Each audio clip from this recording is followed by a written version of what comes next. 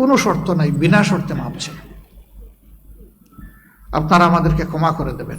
বাংলাদেশ জামায়াতে ইসলামীর নেতাকর্মীদের কোনো আচরণে বা কাজে কষ্ট পেয়ে থাকলে নিঃশর্ত ক্ষমা চেয়েছেন দলটির আমির ডাক্তার শফিকুর রহমান।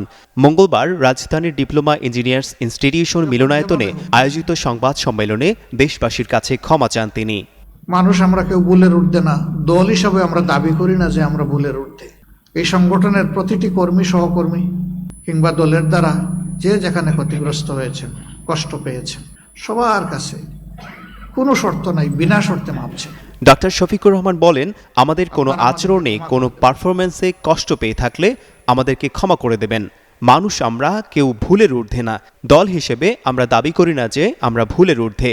এই সংগঠনের প্রতিটি কর্মী, সহকর্মী কিংবা দলের দ্বারা যে যেখানে ক্ষতিগ্রস্ত হয়েছেন, কষ্ট পেয়েছেন, নিঃশর্ত ক্ষমা করে দেবেন। ওয়ালটন আবারও মিলিনিয়ার অফারে ওয়ালটন ফ্রিজ কিনে আপনিও হয়ে যেতে পারেন মিলিয়নিয়ার। মিলিনিয়ার ছড়াছড়ি দেশ জুড়ে, এটা শুধু ওয়ালটেনই পারে।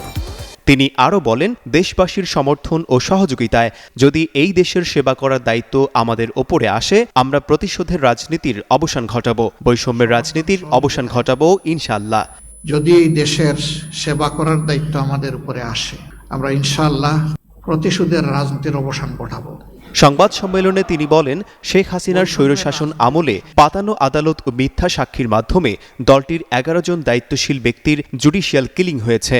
সাবেক প্রধান বিচারপতি এস.কে. সিনহা বিষয়টি তার লেখা বইয়ে অপরাধ স্বীকার করে তুলে ধরেছেন বলেও উল্লেখ করেন জামায়াত আমির। তিনি বলেন, এই বিচার প্রক্রিয়ার সময় তাদের দলের নেতাদের নির্যাতন করতে সেফ হোম এবং মিথ্যা সাক্ষী দেওয়ার জন্য লোকদেরকে রাখতে সেফ হাউস বানানো হয়েছিল।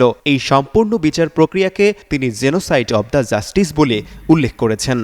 এই মামলাগুলা ছিল, বিচারের নামে এই প্রহসন ছিল just genocide of the justice.